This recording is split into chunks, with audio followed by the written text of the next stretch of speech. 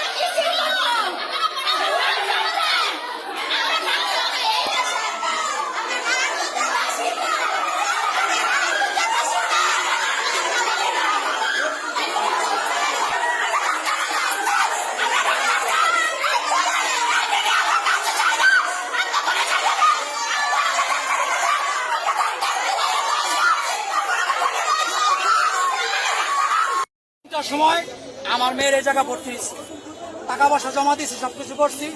ডাক্তাররা বলছে যে মাগরিবের পরে ডাক্তার আসবে। মাগরিবের পরে বলছে যে 8:30টায় মেয়েকে ওটিতে নেওয়া হবে। মেয়েকে 8:30টায় ওটিতে নিচ্ছে।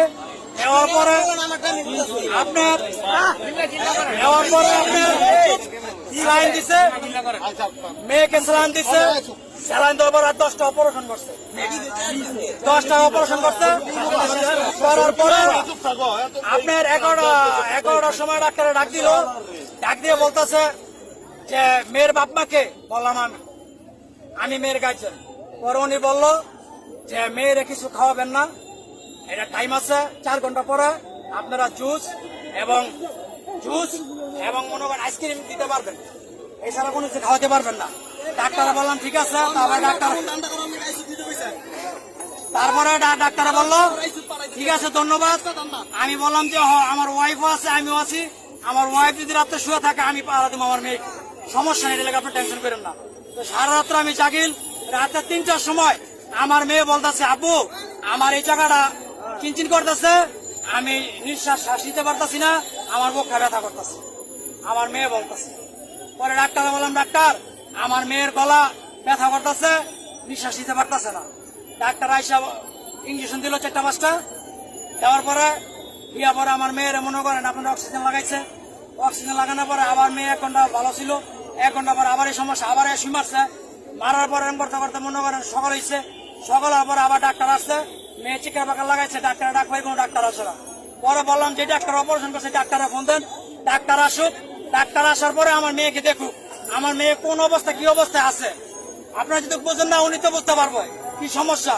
তো উনির সাথে আর ফোনে যোগাযোগ করছে। উনি ওইখান থেকে অর্ডার দিচ্ছে বা এটা দাও, হারা দিচ্ছে, নিয়মিত ভাবে দিয়ে গেছে। দেওয়ার পরে মনে করেন যখন সকাল 9টা বাজছে দেখি যে আমার মেয়ের এই হাতগুলো মনে করেন নীল, মেয়ের জিভটা নীল, মেয়ের ঠোঁটগুলো নীল। আমার মেয়ে বলতেছে ছোট বড় করতেছে। পরে আমার মেয়ের আমি একটা ধমক দিচ্ছি, আম্মু তুমি এমন করো কেন, তুমি এমন করো না মা, তুমি যদি এমন করো আমার কাছে ভালো লাগছে না। আমি সারা রাত্র সারা রাত্র রয়েছে।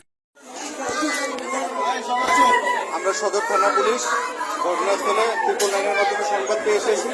এই ঘটনায় আমরা তদন্ত অনুযায়ী আইনগত ব্যবস্থা নেব, আইনগত ব্যবস্থা গ্রহণ করা হবে। ধন্যবাদ আপনাকে।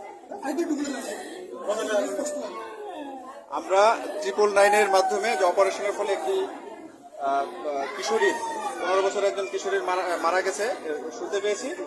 আমরা এই ঘটনার তদন্ত সাপেক্ষে আমরা আইনগত ব্যবস্থা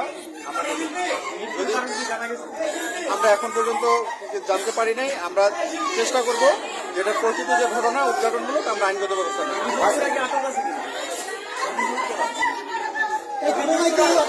অভিযোগ আমরা এখনো পাই নাই।